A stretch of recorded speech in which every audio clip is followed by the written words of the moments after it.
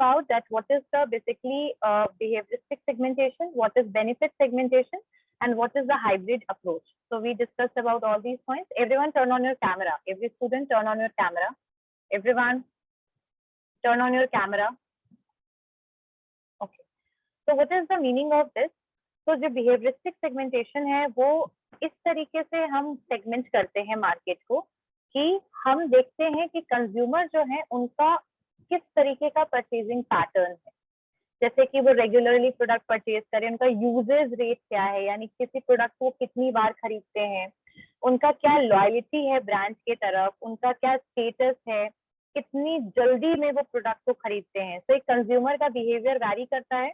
जैसे the person who is very impulse, जो बहुत जल्दबाजी में होगा, उनके लिए कोई भी प्रोडक्ट को खरीदने का डिसीजन बहुत जल्दी होता है, राइट. और ऐसा भी नहीं है कि it is applied on each and every product. कई बार जब हम कोई एक्सपेंसिव प्रोडक्ट खरीदते हैं तो in that situation the behaviour will be change. तो यहाँ पर जो बिहेवियरिस्टिक सेगमेंटेशन है, it is totally based on that we are segmenting और we are dividing the market on the basis of what, when, how, where, from where the customers are purchasing the product, on what occasion they are purchasing the goods, benefit, कौन से benefit के basis पर product को ready हैं वो खरीदने के लिए, उनका user status क्या है, उनका uses pattern क्या है, कितने महीने में क्या product कितनी बार खरीदते हैं. तो ये सारी चीजें आपकी behavioristic segmentation में आती है. ठीक है. तो जैसे कि मैंने आप लोग को एग्जांपल लास्ट क्लास में भी दिया था अबाउट द आरसीज कार्ड, कि जो आरसीज कंपनी है they are basically organised type of gift और गिफ्टिंग के एक स्टोर है, गिफ्टिंग स्टोर है, गिफ्टिंग चेन स्टोर है एक तरीके से. तो यहाँ पर जो ग्रीटिंग कार्ड्स वगैरह है वो ऐसे प्रोडक्ट हैं जो ओकेजनली ही यूज किया जाता है. ठीक है. या फिर किसी को स्पेशल वन को देने के लिए या अपने पेरेंट्स को देने के लिए, किसी को बर्थडे पे गिफ्ट करने के लिए. It is not for the daily purpose. ठीक है. तो आपका ये था behaviouristic segmentation. Next one is about the benefit segmentation. तो बेनिफिट सेगमेंटेशन जहां पर जो परचेज कर रहा है प्रोडक्ट को, by purchasing and using the product the consumers are trying to satisfy the need and want. That is the truth. कोई भी पर्सन प्रोडक्ट को तभी खरीदता है जब उसकी यूटिलिटी हो, उसका यूज हो. अदरवाइज कोई भी प्रोडक्ट को क्यों खरीदेगा, है ना. तो in essence they look for product and they provide the specific benefit to them. और जो प्रोडक्ट है उसको एडवर्टीजमेंट हम वही चीज करते हैं जिसके बेनिफिट को देखते हुए कंज्यूमर वो प्रोडक्ट को खरीदेगा. और कंज्यूमर जब वो प्रोडक्ट लेने भी जाता है तो उसी बेनिफिट को देखेगा. जैसे एग्जांपल में अब एक पर्सन है जो जैसे कोई बुक परचेज करना है, लेकिन जो बुक होनी चाहिए वो रिसेंट ऑथर की होनी चाहिए, रिसेंट न्यू होनी चाहिए, रिसेंट मतलब ऑथर ने रिसेंटली लिखा हो. तो उसको ये इसलिए बेसिकली चाहिए क्योंकि ऑलरेडी उसने बहुत सारे ऑथर की किताब जो है पुरानी वाली पढ़ रखी है. तो उसका बेनिफिट अब न्यू बुक्स को लेने में ही है, ऐसे बुक को जिसको उसने नहीं पढ़ा है. ठीक है. तो यहाँ पर आप जो आइडेंटिफाई करते हैं कि कंज्यूमर का जो ग्रुप है वो किस तरीके के बेनिफिट को देख रहा है, क्या बेनिफिट लेना चाह रहा है. जैसे आजकल आप देख रहे होगे हर चीज में नया टेक्नोलॉजी आ रहा है. एक वॉशिंग मशीन ले लो, उसमें भी आप देखोगे कि रिसेंटली कुछ ना कुछ उसमें चेंजेस आए होंगे. तो ये चेंजेस क्यों आते रहते हैं? Because of increasing the benefit of the for the consumer. ठीक है. Next one is the demographic. हाँ बोलो. बट कभी कभी मैम एडवर्टाइजमेंट जो होता है वो जो मैम कभी कभी एडवर्टाइजमेंट जो होता है वो बेनिफिट्स वाला नहीं भी होता है, फिर भी कंज्यूमर जो है उसको प्रोडक्ट को खरीद लेते हैं. जैसे कि मैम जो बीमल आता है उसका एडवर्टाइज करता है. So that is basically that is a part of the habit, right?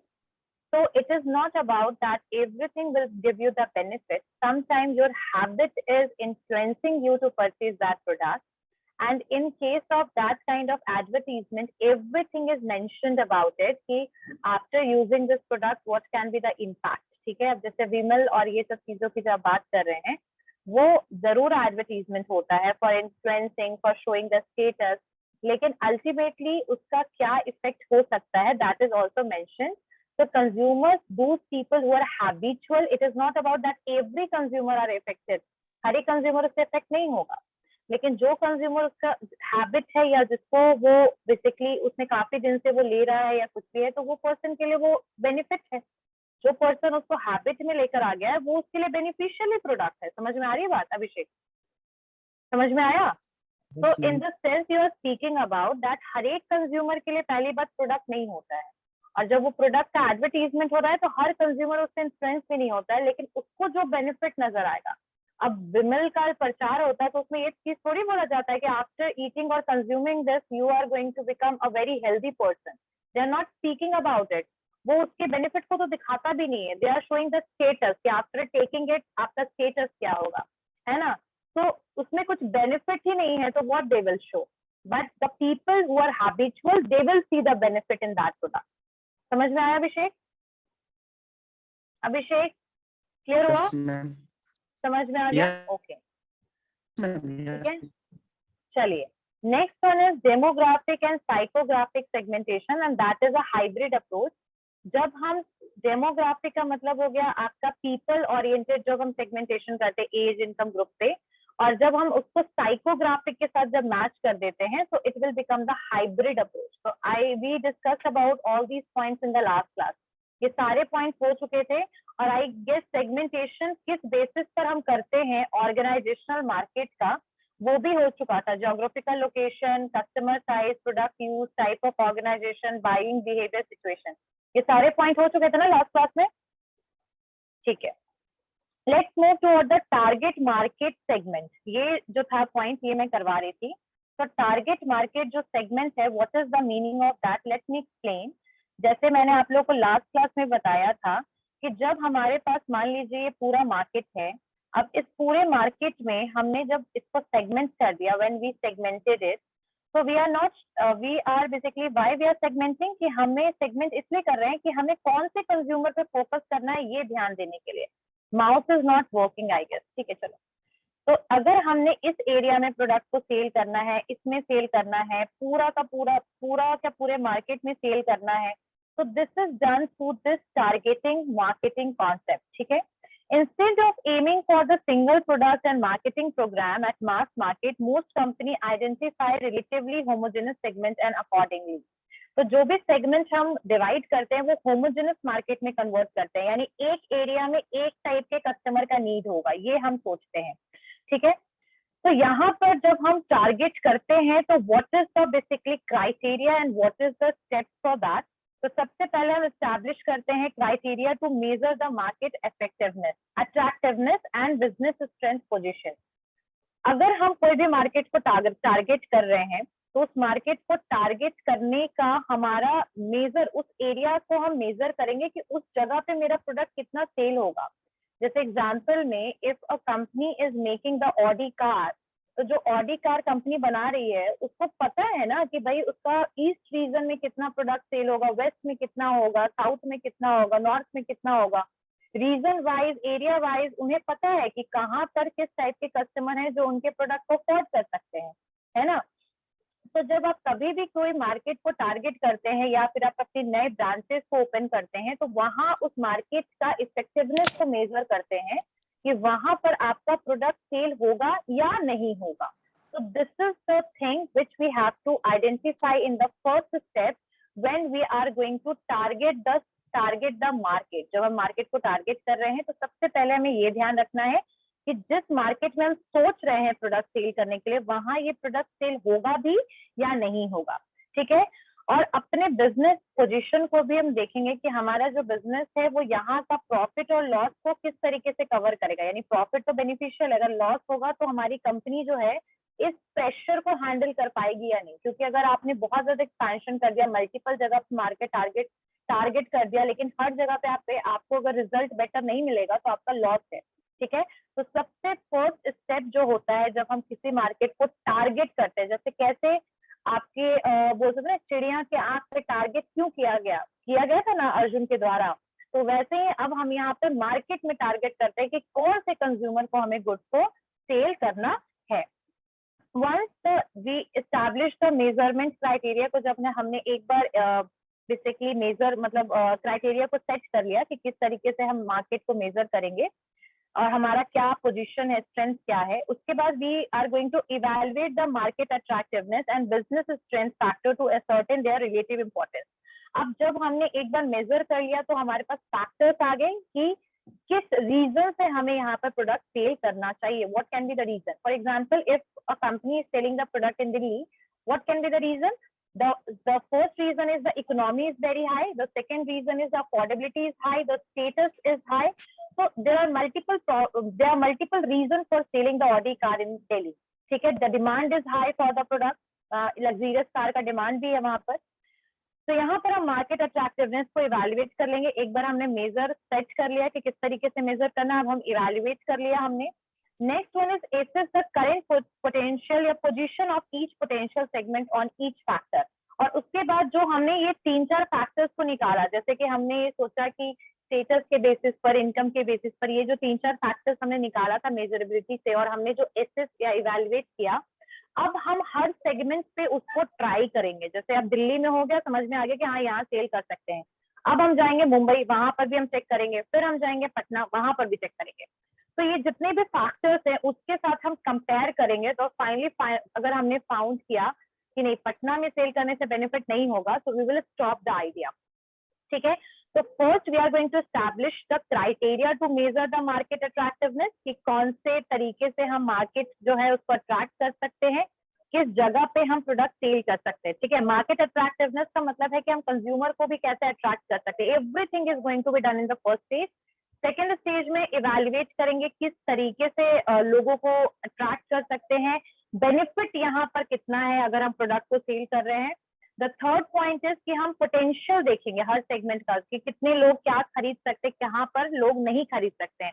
तो पोटेंशियल कस्टमर्स का potential we are going to measure, and then after that we are going to project the future. We are going to मतलब project जो है future position के लिए हर एक segment में हम सेट करेंगे. जैसे हो सकता है कि अगर हमने इस साल ऐसे इवैल्यूएट किया कि पटना का मार्केट बेनिफिशियल नहीं है ऑडी के लिए, तो जरूरी नहीं कि it is going to be continue for the long time. It might be possible in the later on और in other project we are going to choose the market, Patna market. समझ में आ गई बात? तो यहाँ पर पहला इसका जो पॉइंट है इसको शॉर्टकट में लिख लीजिए. किस तरीके से एक मैनेजर जो है, मार्केटिंग मैनेजर, टारगेटिंग का काम करेगा. पहला लिखिए, establishing the criteria to measure the market attractiveness, पहला. सेकेंड लिखिए, evaluate. Everyone turn on your camera. Every student turn on your camera. Everyone turn on your camera. Please repeat ma'am.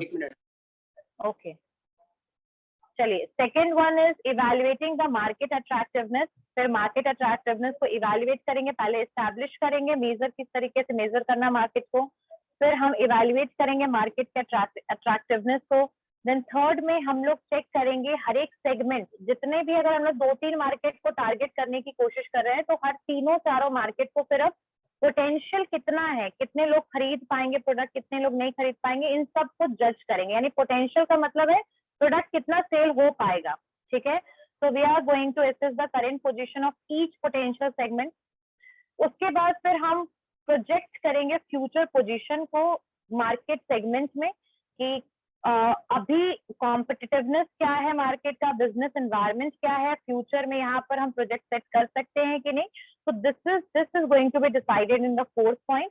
उसके बाद evaluate कर लिया हमने सेगमेंट की profitability को, कि इस सेगमेंट में सबसे ज्यादा बेस्ट इन 3 मार्केट में से दिल्ली में है, तो सबसे पहला अपना प्रोजेक्ट हम दिल्ली पे लगा देंगे. यानी सबसे पहला हमारा जो टारगेट मार्केट होगा दैट विल बी दिल्ली. समझ में आया? ये समझ में आया? इसको बहुत इजीली समझो कि जैसे मान लो हमने पूरा मार्केट सेगमेंट कर लिया और ज्योग्राफिकल बेसिस पर कर लिया सेगमेंट. ठीक है. अब ज्योग्राफिकल बेसिस पर सेगमेंट करने के बाद here what we are going to do, here we are going to पहले इवैल्यूएट करेंगे कि मार्केट का क्या सिचुएशन है, यहाँ पर प्रोडक्ट किस तरीके से, पूरा मेजर करेंगे वहां के सिचुएशन को. एक बार जब मेजर कर लिया हमने, उसके बाद सेकंड में हम वहां जो भी रिजल्ट आएगा, जो भी आउटकम है, उसको इवैल्यूएट करेंगे.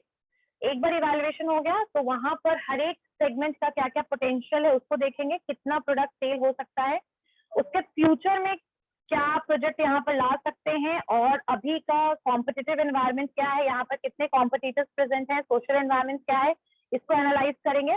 उसके बाद फिर हर एक सेगमेंट की प्रॉफिटेबिलिटी को देखेंगे. जितना ज्यादा पोटेंशियल हाई होगा किसी भी मार्केट का, उतनी ज्यादा प्रॉफिटेबिलिटी हाई होगी. प्रॉफिटेबिलिटी हो गया डन. उसके बाद फिर हम अपना मार्केट को टारगेट करेंगे, और जो भी स्ट्रैटेजी चाहिए promotional strategy, product strategy, pricing strategy, सारी स्ट्रैटेजी को फिर हम यहाँ पर यूज करेंगे टारगेट मार्केट में। समझ में आ गया? These points are clear? Rohit, Bhaskar, Aditya, Anurag, Abhishek, this point is clear? Yes, ma'am. नहीं समझ आया आदित्य? नो मैम, हम मेरा आधा थोड़ा सा मिस हो गया था, तो हमको ओके ओके, क्या तो लेट पढ़ा मी रहा है। Tell you. हाँ, टारगेट मार्केट सेगमेंट जो होता है उसका मतलब होता है कि जब हमने पूरे मार्केट को सेगमेंट कर लिया, मान लीजिए हमने कितने पार्ट में सेगमेंट कर लिया, 8 पार्ट में। Actually mouse is not working properly, तो मैं इसको ना मान लो कि हमने 8 पार्ट में मार्केट को डिवाइड कर दिया है। अब 8 पार्ट में से हमने हर मार्केट में प्रोडक्ट को सेल नहीं करना है, ठीक है? तो हमने क्या किया, हमने तीन मार्केट को चूज कर लिया। हमने कितना मार्केट को चूज कर लिया? 3 मार्केट को चूज कर लिया। मान लीजिए पटना को, दिल्ली को और मुंबई को, ठीक है? अब इन तीनों मार्केट में हम सबसे पहले क्या चेक करेंगे कि यहाँ पर कोई प्रोडक्ट खरीदेगा तो क्यों खरीदेगा, तो मेजर करेंगे, हर एक मार्केट की क्वालिटी को मेजर करेंगे, ठीक है? उसके बाद वंस द क्वालिटी, मतलब तीनों को मेजर करेंगे, अलग अलग टूल्स यूज कर सकते हैं, जैसे कि मान लीजिए स्टेटस यूज कर सकते हैं, इकोनॉमी यूज कर सकते हैं, और मान लीजिए कि हमने और यूज कर लिया टाइप ऑफ कंज्यूमर्स या कंज्यूमर बिहेवियर। 2-3 फैक्टर्स को लेकर हमने मेजर कर लिया। वंस मेजरमेंट हो गया, अब जो रिजल्ट आया मेजर करने के बाद उसको फिर हमने इवैल्यूएट किया, यानी उसको फिर हमने चेक किया कि जो रिजल्ट आया वो कितना वैलिड है। तो इवैल्यूएशन इज डन। जब इवैल्यूएशन डन हो गया तो एक उस समय ना, मतलब एक स्ट्रेंथ फैक्टर, वीकनेस फैक्टर, आपने स्वॉट एनालिसिस सुना होगा, तो एक स्वॉट एनालिसिस हमने कर लिया हर एक तीनों मार्केट में कि यहाँ स्ट्रेंथ क्या होगा, वीकनेस क्या होगा, अपॉर्चुनिटी क्या होगा, थ्रेट क्या होगा। तो तीनों मार्केट को इवैल्यूएट कर लिया। Once evaluation is done, then we are going to analyse. फिर हम एनालाइज करेंगे कि कौन से मार्केट में सबसे ज्यादा पोटेंशियल कस्टमर है। तो we are going to analyse which customers, या फिर व्हाट इज द पोटेंशियल, कितने पोटेंशियल कस्टमर है मार्केट में वो देखेंगे। दिल्ली में कितने पोटेंशियल होंगे, मुंबई में कितने और पटना में कितने, ऐसे हमने देख लिया। उसके बाद फिर हम और भी बेसिस को चेक करेंगे कि यहाँ का एनवायरमेंट क्या है, यहाँ का एनवायरमेंट क्या है, बिजनेस एनवायरमेंट यहाँ का क्या है, यहाँ कितने कॉम्पिटिटर्स हैं, यहाँ कितने कॉम्पिटिटर्स हैं, यहाँ कितने कॉम्पिटिटर्स हैं, ठीक है? Once the competitors are done, और यहाँ पर आगे चल करके क्या एनवायरमेंट क्रिएट हो सकता है, इसको हमने चेक कर लिया। फिर हम तीनों की प्रॉफिटेबिलिटी को चेक करेंगे। खैर, प्रॉफिटेबिलिटी तो उसी समय पता लग जाएगा जब हम उस मार्केट के पोटेंशियल कस्टमर्स को समझेंगे। जितना ज्यादा आपको पोटेंशियल कस्टमर मिलेंगे उतना ज्यादा चांसेस है आपकी प्रॉफिटेबिलिटी का। तो प्रॉफिटेबिलिटी चेक कर लेंगे हम। लोकेशन स्ट्रैटेजी भी देख सकते हैं। अगर मान लो कि कोई प्लांट आपका ऑटोमोबाइल का, ऑडी का प्लांट, इंडिया में तो आई गेस अभी तक ऑडी का प्लांट नहीं है या नहीं है? नहीं है ना? तो इंडिया में एक्सपोर्ट हो रहा है, वो इंडिया में इंपोर्ट हो रहा है, सॉरी इंडिया में इंपोर्ट हो रहा है। मैम इकोनॉमी क्लास का बस बनता है, जो भी प्रीमियम सेगमेंट होता है ना ऑडी का, वो यहाँ से नहीं बनता, वो डायरेक्ट जर्मनी से आता है। हाँ, तो हमने फिर एक्सेस देख लिया कि कौन से सेक्टर में, कौन से सेगमेंट में या कौन से टारगेट मार्केट में हमें प्रॉफिट है। उसके बाद फाइनली फिर हम अपने टारगेट मार्केट पे काम करना शुरू कर देंगे। मान लो कि दिल्ली आया इसका आंसर कि दिल्ली में बहुत ज्यादा प्रॉफिट नजर आ रहा है, तो दिल्ली में हम लोग अपना स्टार्ट करेंगे प्रोजेक्ट। अब इसका मतलब ये नहीं है कि आगे चल के इन दोनों जगह पे हम लोग सेल नहीं करेंगे प्रोडक्ट। आगे चल के अगर हम इस पे इफेक्टिव देखेगा मार्केट दूसरा भी, तो then will start selling in that place also. समझ में आ गया? ये समझ में आया? Now this point is clear? Yes ma'am. Okay, now अब देखते हैं कि segment attractiveness and business strength factor क्या है। जो सबसे पहला जो पॉइंट था, इसको थोड़ा सा समझते हैं कि जो अट्रैक्टिवनेस है मार्केट सेगमेंट का, that can be evaluated on the base of the companies current business strength. अब जैसे देखो, हर एक कंपनी का स्ट्रेंथ अलग अलग होता है। अब कोई नई कंपनी है, वो स्ट्रेंथ उसकी बहुत अच्छी नहीं होगी, वो वीक होगी, क्योंकि अभी वो स्टार्ट ही हुई है मार्केट में, अभी उसने एक्सप्लोर नहीं किया है मार्केट, ठीक है? और इसीलिए जो आपका सेगमेंट है, यानी जो फर्स्ट पॉइंट है आपका segment attractiveness and business strength factor, ये आपके बिजनेस के स्ट्रेंथ जो है ना, वो भी आपको क्या डिसीजन लेना है वो उसमें हेल्प करेगी। अगर आप नॉर्मली देखिए कि जितने भी पोटेंशियल कस्टमर्स हैं, अगर वो आपको दिल्ली में नजर आ रहे हैं, तो दिल्ली में you can start your product project, वो तो आप कर ही सकते हो, definitely you can do it, but you are capable to handle the loss और not. So it is also a very major factor when you are starting or you are expanding your business in the different areas. तो वहां पर इस चीज को भी देखना है कि अगर आपने बेनिफिट प्रॉफिट होगा ये तो समझ लिया, अगर आपको लॉस हो जाएगा या फिर आप इतने कैपेबल नहीं है, स्टेबल नहीं है कि आप लॉस को हैंडल कर पाए, तो ऐसे सिचुएशन में आपको बहुत छोटे से मार्केट से अपना प्रोडक्ट को सेल करना शुरू करना चाहिए। तो इन्होंने क्या डिफरेंशिएटेड, नॉन डिफरेंशिएटेड इधर दे दिया है। चलो फिर इसी को कर लेते हैं पहले। यहाँ तक समझ आ गया ना ये पांचों फैक्टर, ये स्टेप समझ में आ गया ना कि टारगेट मार्केट कैसे कर सकते हैं, ये समझ में आ गया ना? क्लियर हो गया सबको? Class Abhishek, Yes, ma'am. Anurag, Bhaskar, Aditya, Rohit? Yes ma'am. जी मैम। चलिए next point is what are the choose target market and allocate the resources. तो यहाँ पर इन्होंने 3 मार्केट दिया हुआ है, लेकिन एक और मार्केटिंग है that is a micro target marketing. तो कोई बात नहीं, यहाँ पर हम देखते हैं। तो अनडिफरेंशिएटेड जो मास मार्केटिंग है, ये जो स्ट्रैटेजी है, यहाँ पर हम ना सेगमेंट को ध्यान नहीं देते हैं। ये तुम लोग को याद होगा, मैं लास्ट क्लास में करवा रही थी अनडिफरेंशिएटेड, याद है? अनडिफरेंशिएटेड याद है? तो अनडिफरेंशिएटेड जो मार्केटिंग है, यहाँ पर हम ना ये मार्केट सेगमेंट को फोकस नहीं करते हैं। एक मिनट रुकिएगा जरा, शायद ये काम कर जाए। हाँ ठीक है। तो ये जो है अनडिफरेंशिएटेड जो मार्केट है,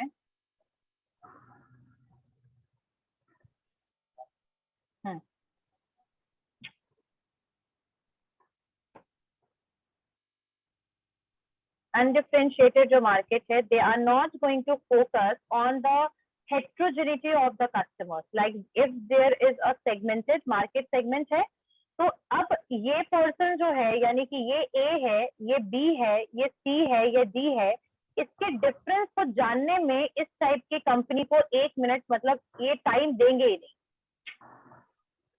हाँ, they are not going to understand that what is the difference between A and B, B and C, D and E. They are not going to focus on that, but they are going to sell the single product in the whole market without any changes. यानी A को क्या पसंद है और B को क्या पसंद है और C को क्या पसंद है, they are going to take that कि A, B, C, D, E, F जितने भी सेगमेंट्स हैं, सबको एक ही प्रोडक्ट की रिक्वायरमेंट है। इस टाइप की कंपनी ये सोचती है, और एक सिंगल प्रोडक्ट विद दिस। क्या कर रहे हो Bhaskar? Bhaskar, mute yourself. Don't do this again. So यहाँ पर हाँ म्यूट रहिए। यहाँ पर ये जो कंपनी होगी, they are not going to consider that A, B और C, D का टेस्ट अलग है, उनकी रिक्वायरमेंट अलग है, but they are thinking that these all people want a single product. So I told you about the Coca-Cola कि अभी जाकर के they started using this differentiated marketing concept, और अभी डाइट को क्या ऐसे कोक लेकर आ रही है। वो पहले वो किस तरीके से वर्क करती थी, that they are basically making a single product, एक ही प्रोडक्ट वो बना रही थी, एक ही टेस्ट का। ठीक है, तो इस स्ट्रैटेजी में आप पूरा का पूरा डिफरेंस अमॉन्ग द कस्टमर्स को इग्नोर कर दोगे, वन प्रोडक्ट वन सर्विस दोगे पूरे के पूरे मार्केट को। समझ में आया? समझ में आया everyone? This point is clear? Ma'am एक बार और बता दीजिए। हाँ, जो आपके अनडिफरेंशिएटेड मार्केटिंग टारगेट मार्केट होगा, तो यहाँ पर आप जो है ना वो एकदम नहीं सोचेंगे कि हमने सेगमेंट किसी भी बेसिस पर कर दिया। मान लीजिए पटना का मार्केट है, ये दिल्ली है, ये आपका मुंबई है, ये भोपाल है, ऐसे मान लो, इस तरीके से मान लो। तो पटना के मार्केट में पटना के लोगों को क्या चाहिए, दिल्ली के लोगों को क्या चाहिए, और मुंबई के लोगों को क्या चाहिए, और भोपाल के लोगों को क्या चाहिए, ये डिफरेंस इस टाइप की कंपनी नहीं समझती है। वो क्या करती है, वो सब के लिए एक ही प्रोडक्ट बना देगी, पूरे मार्केट के लिए एक प्रोडक्ट, सिंगल प्रोडक्ट बनाएगी, और उस सिंगल प्रोडक्ट से कोशिश करेगी अपने कस्टमर को लॉयल बनाने की। इनको ये मतलब नहीं है कि ए को ना कोको कोला में कुछ अलग टेस्ट चाहिए, बी को अलग चाहिए, सी को अलग चाहिए, डी को अलग चाहिए, कोई मतलब नहीं। एक ही टेस्ट, एक ही product for the entire market. समझ में आया? तो यहाँ जो सेगमेंट, जो डिवीजन किया गया एरिया के बेसिस पर, उसको पूरा इग्नोर किया जाएगा। ये कंपनी पूरा इग्नोर करेगी, एक ही प्रोडक्ट बनाएगी, एक ही सर्विस देगी पूरे के पूरे मार्केट को। समझ में आ गया अब? This point is clear? Yes और no? Yes ma'am. Okay, next point is, अब इसमें यही है कि दिस स्ट्रैटेजी ऑफ, ये क्या करती है ना, ये सिर्फ एक ही कोशिश में होती है कि इसकी ज्यादा से ज्यादा कस्टमर बने।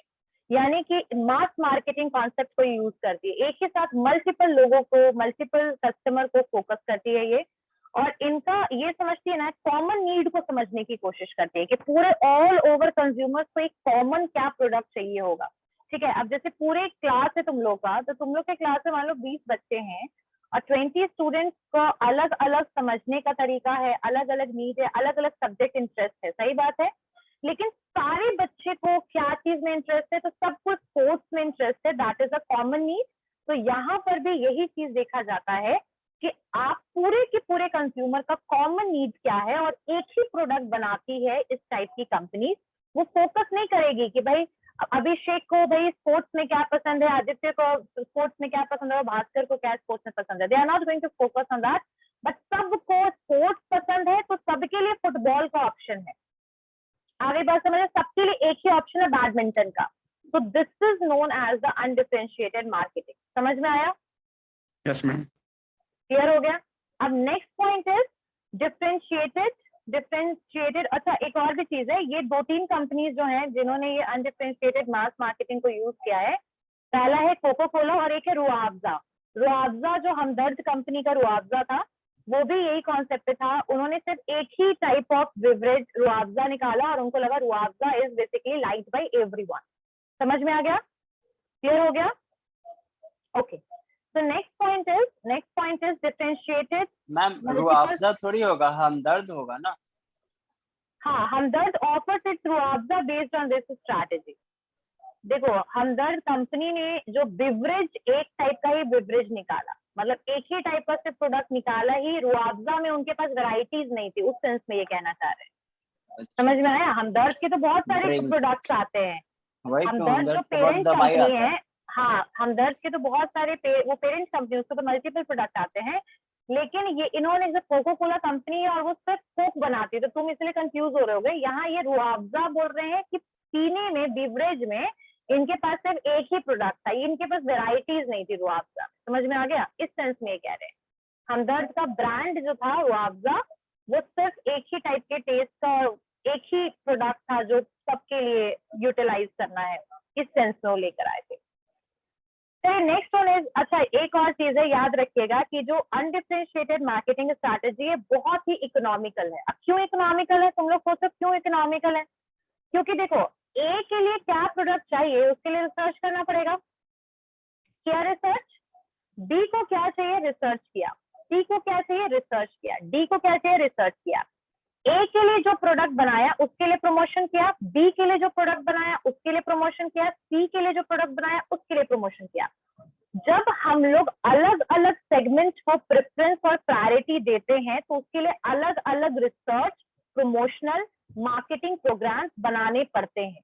लेकिन जब आप एक ही प्रोडक्ट बना रहे हो, वो भी एक ही टेस्ट का, एक ही स्टैंडर्ड का, तो उसके लिए आपको अलग अलग सेगमेंट्स को रिसर्च करने की रिक्वायरमेंट तो नहीं है। उनके नीड के बेसिस पर अलग अलग इन्वेस्टमेंट करने की जरूरत नहीं है कि ए के लिए अलग प्रोडक्ट डेवलप किया, बी के लिए अलग किया, उनके लिए मार्केटिंग प्रोग्राम अलग है, उनके लिए एडवर्टीजमेंट अलग है, ऐसा करने की जरूरत तो नहीं है। इसीलिए इकोनॉमी है ये, जो इसमें जो है ना, ये आपका इकोनॉमिकल कॉस्ट है। डिफरेंशिएटेड, अनडिफरेंशिएटेड मार्केटिंग में आपका जो कॉस्ट है वो बहुत हाई नहीं होगा, दैट विल बी इकोनॉमिकल। समझ में आ गया? समझ में आ गया? This point is clear? Okay, so next one is differentiated multiple segment marketing. Differentiated multiple segment marketing.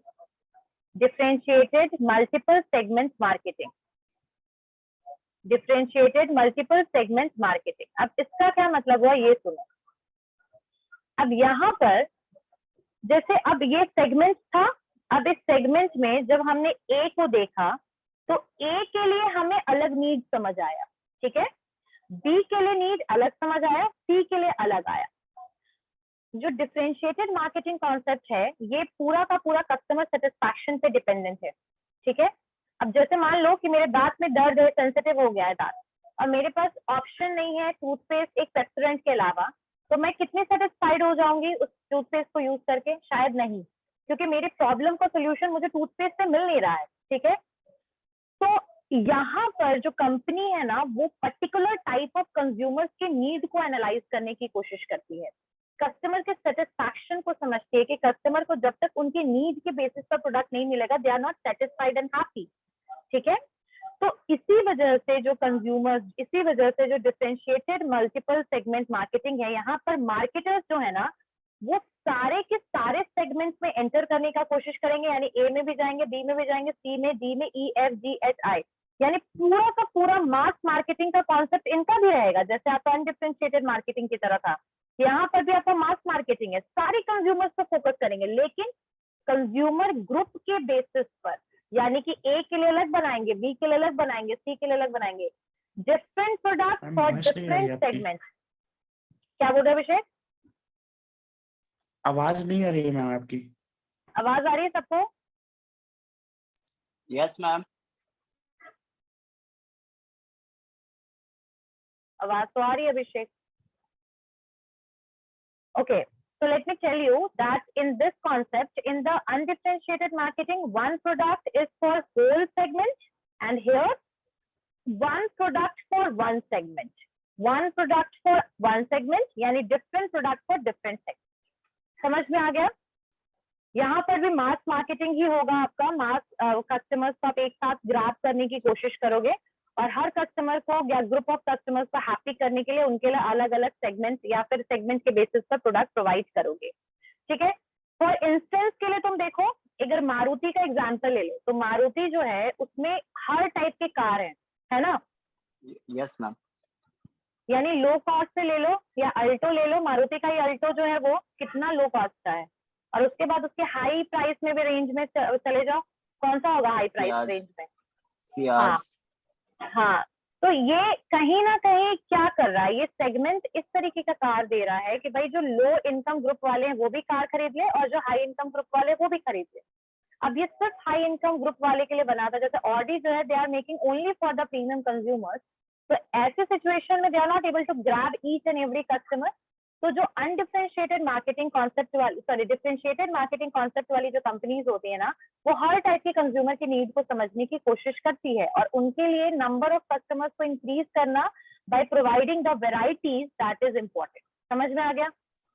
Ma'am Audi भी खुद इसका एग्जांपल है डिफरेंशिएटेड मार्केटिंग। हाँ, बट वो प्रीमियम कस्टमर में आता है। प्रीमियम कस्टमर्स में भी वो टाइप को डिवाइड कर देता है, जैसे कि मान लीजिए कोई आपका रिच है मतलब अपर मिडिल क्लास, ऑडी का बेसिक, हाँ अगर अपर मिडिल है तो उसके लिए बेसिक ऑडी, ठीक है, और जो बहुत ही एक्सट्रीम रिच है उसके लिए उससे भी लग्जरियस ऑडी। तो कहीं ना कहीं लेकिन वो सिर्फ एक ही टाइप के एरिया में ही काम कर रहा है, यानी कि वो सिर्फ प्रीमियम कंज्यूमर्स में डिवीजन कर रहा है। आ रही है बात समझ में? तो एक तरीके से तुम समझो ना, वो नीश मार्केटिंग कॉन्सेप्ट है, यानी एक सेगमेंट आपने पकड़ लिया इकोनॉमी के बेसिस पे, उसके अंदर अब आप डिफरेंशिएट कर रहे हो। समझ में आ गया ना? क्लियर हो गया? चलिए, तो अब डिफरेंशिएटेड मल्टीपल सेगमेंट मार्केटिंग में एग्जांपल आप नाइकी का भी ले सकते हैं एग्जांपल, लेकिन नाइकी भी आपका प्रीमियम वाला ही थोड़ा कॉन्सेप्ट में आ जाएगा। उसके अलावा आप ना ये ले सकते हो एग्जांपल में लैक्मे बाटा, यस एग्जैक्टली। तो बाटा में भी है ना कि एकदम लो कॉस्ट का, तो आप लोग को स्लीपर भी मिल जाएगा आराम से, उसमें 100 रुपए, 150 रुपए का, 250 रुपए का, और उसमें ना आपका डॉक्टर सोल का 5-5 हजार का भी सैंडल उसमें अवेलेबल है बाटा का। So in short, we can say that they are basically targeting those customers as well who are able to purchase of 200 और 300 का अच्छा क्वालिटी का प्रोडक्ट खरीदना चाहते हैं तो बाटा से खरीद सकते हैं, और जिनको बहुत महंगा चाहिए sandal, they can also purchase it from Bata. And the same situation will be happen in the other, Samsung भी ले सकते हो एग्जाम्पल में। सैमसंग में देख लो, सैमसंग का मोबाइल फोन लो कॉस्ट का भी आता है, हाई कॉस्ट का भी आता है, ठीक है। तो आई गेस डिफरेंशिएटेड वाला समझ में आ गया होगा। और उसके अलावा हिंदुस्तान यूनिलीवर ले लो, हिंदुस्तान यूनिलीवर का देखो ना, सिर्फ बाथिंग सोप जो है वो कम से कम 10 होगा हिंदुस्तान यूनिलीवर। लाइफ बॉय भी है, हमाम भी है, डव भी है। तो डव जिसको चाहिए वो डव खरीदेंगे, जिनको हमाम चाहिए वो खरीदेंगे, और जिनको लाइफ बॉय खरीदना वो खरीदेंगे। तो लाइफ बॉय इकोनॉमिकल कॉस्ट का है तो इकोनॉमिकल कॉस्ट वाले भी लोग ले सकते हैं, लाइफ बॉय जम्स भी करेगा तो वो भी ले सकते हैं। तो इन शॉर्ट, इन जो डिफरेंशिएटेड मार्केटिंग कॉन्सेप्ट का जो टर्म है, that is used by those companies who are already in a reputated position in the market. यानी कि ये कोई भी न्यू कंपनी इस तरीके का कॉन्सेप्ट के साथ मार्केटिंग शुरू नहीं करती है, क्योंकि एक साथ 20 और 25 टाइप का प्रोडक्ट डेवलप करके पूरे मार्केट में आपने सेल करने की कोशिश की, वो कभी भी पास या वो तो सक्सेसफुल नहीं हो सकता है। ठीक है। तो स्टार्टिंग में कंपनीज जो भी आती है वो ज्यादातर नीश मार्केटिंग कॉन्सेप्ट के थ्रू आती हैं, लेकिन जो कंपनी ऑलरेडी मार्केट में स्टैब्लिश है, जैसे मारुति स्टैब्लिश है, बाटा स्टैब्लिश है, तो ऐसे केस में वो जो भी प्रोडक्ट बनाएंगी वो वंस एक बार उनका प्रोडक्ट अच्छे से मार्केट में हो गया, ये क्या बोलते हैं, स्टेबल हो गया, अब वो दूसरा प्रोडक्ट लेकर आएंगी, जब दूसरा भी स्टेबल हो गया तीसरा लेकर आएंगी। तो जो डिफरेंशिएटेड मार्केटिंग कॉन्सेप्ट है ये इकोनॉमिकल नहीं है, always remember this, it is not economical, it is a very expensive type of target market concept. Why? Because for each and every segment you are developing the new and different product. समझ में आ गया? This point is clear? Yes, ma'am. Okay, next one is और ये जो differentiated multiple segment market, पता है क्यों इतना ज्यादा प्रेफरेबल है बाय द एफएमसीजी कंपनी? क्योंकि एफएमसीजी कंपनी जो है वो ऐसे प्रोडक्ट्स को बेचती है लगभग हर एक कंज्यूमर को जो जरूरत है। अब बाथिंग सोप हर को चाहिए, टूथपेस्ट हर को चाहिए, टूथब्रश हर को चाहिए, है ना? तो इनका मानना ये होता है कि अगर मैंने ए सेगमेंट में प्रोडक्ट सेल किया और बी को ऐसे ही छोड़ दिया तो बी में कोई और कंपनी आकर अपना जगह बना लेगी। समझ में आई बात? सी में प्रोडक्ट नहीं सेल किया सी सेगमेंट में, तो कोई और कंपनी आकर के वहां पर अपना जगह बना लेगी, है ना? अब तुम लोग इसी का एग्जांपल में देती हूँ, एक बहुत अच्छा एग्जांपल है। तुम लोग देखो कि जो मदर डेयरी जो है ये डेयरी कंपनी है और इसका जो दबदबा डोमिनेंस, जो डोमिनेंट है, ये पता है कहाँ पर है? ये आपके नॉर्दर्न एरिया ऑफ इंडिया में, लाइक आपका जो दिल्ली का जो एरिया पड़ता है वहां, हरियाणा, ये सब जगह पे है, ठीक है। पटना में मदर डेयरी का डोमिनेंस नहीं है। क्यों नहीं है? क्योंकि यहाँ सुधा है, राइट? सही बात है ना? तो ये इसने क्या किया, सुधा ने क्या किया, मदर डेयरी और अमूल का जो मार्केट शेयर था उसको रिड्यूस कर दिया, है ना? तो इसीलिए कई कंपनीज क्या करती हैं कि वो ऐसे प्रोडक्ट को बनाती हैं कि हर मार्केट में सिर्फ उन्हीं के कंपनी का प्रोडक्ट जो है वो डिमांड किया जाए। समझ में आया? लेकिन ये इकोनॉमिकल नहीं है। यहाँ पर भी मास मार्केट है, मास कंज्यूमर्स को हम टारगेट करते हैं, डिफरेंट कंज्यूमर्स के लिए डिफरेंट प्रोडक्ट टारगेट कर, डिफरेंट कंज्यूमर मतलब डिफरेंट सेगमेंट के लिए डिफरेंट प्रोडक्ट बनाते हैं। समझ में आ गया? Lakme can also be the example of this differentiated market. Lakme can be also, because they have a high range product to low range product to high range product they have, ठीक है? उसमें तो सिर्फ high range आता है ना? नहीं, normally तो तुम बोलो comparatively to other cosmetic company, so they have the low range to high range, they have low range to high range. चलिए, नेक्स्ट वन इज शुगर जो है, that is basically for the premium, because what ever the cost they have, like एक lipstick का भी अगर मैं बताऊं तो उसका कॉस्ट 500 से नीचे नहीं है, लेकिन लैक्मे में ये चीज नहीं है। उनके पास 700 का लिपस्टिक भी है तो दे हैव 150 और 180 का भी लिपस्टिक है, तो they are targeting with that way, because Lakme जो एक रेप्यूटेटेड कंपनी है ना, तो एक्सट्रीम लो पे तो वो बिल्कुल भी प्रोडक्ट सेल नहीं कर सकती है, लेकिन उनको on an average middle class family से लेके प्रीमियम कंज्यूमर तक है। क्लियर है? चलिए, single segment specialization and or niche marketing. Single segment specialization or niche marketing. Niche marketing, NICHE, niche marketing. ठीक है, तो ये तब ज्यादा अच्छा होता है। जैसे ये जो डिफरेंशिएटेड और अनडिफरेंशिएटेड मार्केटिंग के लिए आप एक स्ट्रॉन्ग पोजीशन पे हो तो बहुत अच्छा है। जैसे कोको कोला ऐसी कंपनी है, बहुत ही स्ट्रॉन्ग पोजीशन पे है वो, ठीक है। HL Hindustan Unilever, that is on a very strong position, ITC, PNG, तो ये कंपनीज तो चलो चल गई। लेकिन जो ऐसी छोटी मोटी कंपनीज हैं जो अभी तुरंत मार्केट में आई हैं और उनके पास रिसोर्सेज बहुत लिमिटेड है, चाहे वो फाइनेंशियल रिसोर्सेज हो, रिसर्च रिसोर्सेज हो, एम्प्लॉइज हो, जितनी भी टाइप ऑफ रिसोर्सेज है बहुत लिमिटेड है, तो उनके लिए niche marketing concept is a better option, right. तो बहुत सारी कंपनी जो है वो सक्सीड होती है by producing a specialised product aimed at a very focused और ऑफ अ नीश, यानी बहुत ही फोकस्ड होती है कंपनी और उनको कौन से जगह पे सेल करना है प्रोडक्ट ये बहुत क्लैरिफाइड होता है। एक सेगमेंट पर ही फोकस करेंगे, जैसे ABCDEFG ये नहीं करेंगे, ये सिर्फ ए पर फोकस कर रही है तो सिर्फ ए पे फोकस करेंगे, उसके अलावा ए के अलावा किसी पर भी फोकस ये नहीं करेंगे, तो ये इसको कहते हैं नीश मार्केट। ये बात कर मैम, तो ये सिर्फ प्रोडक्ट रिगार्डिंग ही हो सकता है मैम, नीश मार्केट? हाँ, सिर्फ प्रोडक्ट अगर आप बनाए सिर्फ एक ही मार्केट में बेचोगे स्टार्टिंग में, लेकिन नीश मार्केट का ये कहना नहीं कि आप आगे अनडिफरेंशिएटेड या डिफरेंशिएटेड नहीं बन सकते, लेकिन when you are in starting you are हाँ, तुम रेस्टोरेंट ओपन करोगे तो तुम कहाँ ओपन करोगे? तुम पटना में ओपन करना चाह रहे हो तो सिर्फ एक ही जगह पे ओपन करोगे, पटना में ही करोगे। एक साथ 20-25 जगह ओपन करोगे क्या रेस्टोरेंट? नहीं बात मैम, कर, मतलब प्रोडक्ट क्यों नहीं करोगे? पैसे में नहीं, पैसा नहीं होगा मैम, सोर्स नहीं होगा पैसा उसमें। नहीं होगा, exactly. So you have a lack of resource and you are not at that situation जहां पर आप इतना बड़ा रिस्क लेने के लिए रेडी हैं। और जब आप रेस्टोरेंट ओपन करें तो restaurant is the mixture of both thing, goods as well as service.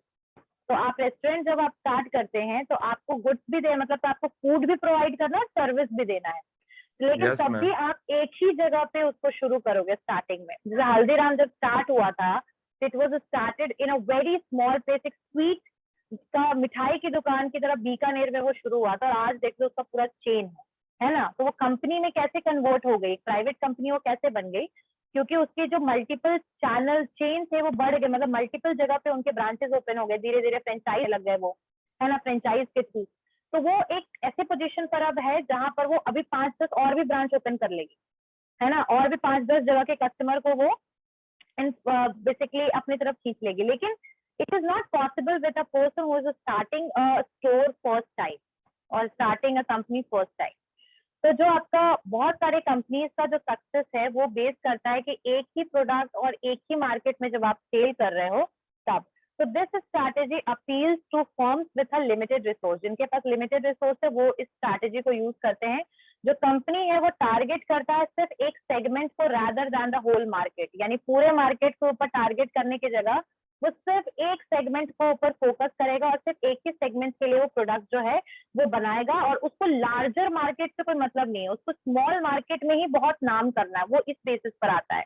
क्योंकि जैसे मान लो कि मैंने कोचिंग सेंटर खोला, अब कोचिंग सेंटर मैंने ओपन किया अपना पटना के बोरिंग रोड में। अब मुझे पता है ना कि पटना का बोरिंग रोड इतना महंगा एरिया है कि अब मैं और जगह राजेंद्र नगर, बाजार समिति और गोला रोड 10 जगह पे नहीं खोल सकती हूँ कोचिंग सेंटर, राइट। तो this is what is all about the, तो मैंने सिर्फ बोरिंग रोड के स्टूडेंट्स को एक तरीके से कवर करने की कोशिश की, तो इसको हम कहेंगे नीश मार्केटिंग। समझ में आ गया, क्लियर हो गया? कंसंट्रेटेड, Yes, इसको ma'am. कंसंट्रेटेड स्ट्रैटेजी भी कहते हैं और इनको कंसंट्रेटेड स्ट्रैटेजी भी बोलेंगे, ठीक है। और इसमें रिस्क जो होता है ना बहुत कम हो जाता है, रिस्क हम बहुत मिनिमाइज कर देते हैं, कम कर देते हैं। क्लियर हो गया? Yes, ma'am. लेकिन एक बात याद रखना कि अगर नीश मार्केट में अगर कोई कंपनी जो है वो बहुत छोटे से मार्केट के साथ शुरू हुई है और उसी टाइप के प्रोडक्ट को बनाने के लिए कोई बड़ी कंपनी मार्केट में आ गई तो बहुत जल्दी ये कंपनी डूब भी जाती है। समझ में आया कुछ? Yes ma'am. Yes, ma'am. ठीक है, चलिए। तो ये इकोनॉमिकल होता है, ये थोड़ा सक्सेस के चांसेस हाई होते हैं क्योंकि बहुत ही लिटिल और बहुत ही वेरी स्मॉल मार्केट शेयर पे काम करते हैं, सेगमेंट में काम करते हैं। क्लियर हो गया? This point is clear? Yes, ma'am. Yes ma'am. Okay, तो नेक्स्ट वन इज, तो जैसे देखो जो एक बहुत अच्छा डायग्राम दिया हुआ है किताब में, तो एक है कि जो कंपनी जो अनडिफरेंशिएटेड मास मार्केटिंग है वो one product for all segment है, एक प्रोडक्ट सारे सेगमेंट के लिए। एक मिनट, इसको थोड़ा मैं ड्रॉ कर रही हूँ, आप लोग देखिएगा, ड्रॉ कर भी लो अगर करना चाहते हो। तो जैसे कंपनी है, कंपनी है पूरे मार्केट में A B C D D E F, इन सब के लिए इसने सिर्फ एक ही प्रोडक्ट बनाया, सिंगल प्रोडक्ट, ठीक है। तो ये हो गया आपका undifferentiated mass marketing, undifferentiated mass marketing, ठीक है। तो ये हो गया आपका फर्स्ट डायग्राम। सेकंड जो है, ये कंपनी है जो प्रोडक्ट बना रही है, ठीक है। तो ए के लिए इसने प्रोडक्ट बनाया, बी के लिए भी बनाया, सी के लिए भी बनाया, डी के लिए भी बनाया, ई के लिए भी बना दिया, सबके लिए इसने अलग अलग प्रोडक्ट बनाया। तो ये हो गया आपका multiple segment marketing, multiple segment marketing. बना लिया तुम लोगों ने डायग्राम? ये बना लिया सबने? Yes. एवरीवन, अब नेक्स्ट जो है इसको मैं डिलीट कर रही हूँ। अब ए है, बी है, सी है, डी है, ई है, और कंपनी ने सिर्फ सी पर फोकस किया। ये हो गया नीश मार्केटिंग। समझ में आ गया ना सबको? क्लियर हो गया? Yes ma'am. अच्छा ठीक है। तो एक चीज है, जो अब कुछ ऐसे फर्म्स होते हैं जो टारगेट तो करते हैं बहुत स्मॉल सेगमेंट को, लेकिन वो क्यों ऐसा करते हैं? ताकि स्मॉल सेगमेंट में है और वो उस सेगमेंट को चूज करते हैं जहां पर उस टाइप के प्रोडक्ट की अवेलेबिलिटी नहीं है, मतलब है ही नहीं, तो वो सेगमेंट में चले जाएंगे, ठीक है, और फिर वो प्रोडक्ट बनाने लगेंगे और धीरे धीरे धीरे धीरे they will move toward the undifferentiated और डिफरेंशिएटेड मार्केट एज वेल, ठीक है। तो इसका बहुत सारे एग्जाम्पल है, चेन्स वगैरह है, इसका केस स्टडी हम लोग करेंगे नेक्स्ट क्लास में, ठीक है। अब चलिए हम बढ़ते हैं प्रोडक्ट पोजिशनिंग की तरफ। What is the meaning of product positioning? Let me tell you. जैसे देखो, अभी अटर बटर कुछ ऐसे है ना, बटर का एक एडवर्टीजमेंट आता है अमूल का। ये जो लाइन है, ये सुनकर कैसा लगता है कि अरे बटर बहुत अच्छा होगा, है ना? तो positioning is basically a strategy which is using by the company by making a image of your product in a positive way in your mind, या setting the positive image of your product in the mind of the consumer, यानी consumer के दिमाग में positive चीजें लाना आपके product के लिए, दैट इज, इसको हम कहते हैं क्या? प्रोडक्ट पोजिशनिंग, ठीक है। पोजीशन बनाना, एक जगह बनाना कंज्यूमर के दिमाग में।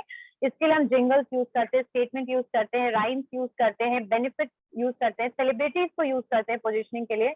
और पोजीशनिंग का तरीका अलग अलग होता है। कुछ कंपनी प्राइस के बेसिस पर पोजीशनिंग करेगी, अरे 10 रुपए में ये, 10 रुपए में ये, लाइक दिस, ठीक है। कुछ कंपनीज क्वालिटी के ऊपर पोजीशनिंग करेगी, क्वालिटी दिखाएगी प्रोडक्ट का, ठीक है। एडिशनल फीचर्स क्या है आपके प्रोडक्ट में, उसके थ्रू वो पोजीशनिंग करेगी। तो पोजीशन वो किस बेसिस पर कर सकती है और पोजीशनिंग कैसे किया जाता है, this term we are going to discuss in the next class. समझ में आ गया? Yes, ma'am. Yes ma'am. Okay, ठीक है। तो पोजीशनिंग हम लोग जो है उसको हम लोग नेक्स्ट क्लास में करेंगे। समझ में आया ना सबको? Yes ma'am. Point whatever we discussed, anyone has any doubt in any of the points? No ma'am. No, Okay, ma'am. okay, सब क्लियर हो गया ना? अच्छे से क्लियर जी हो गया मैम। सबको? कोई भी डाउट तो नहीं है? ठीक है।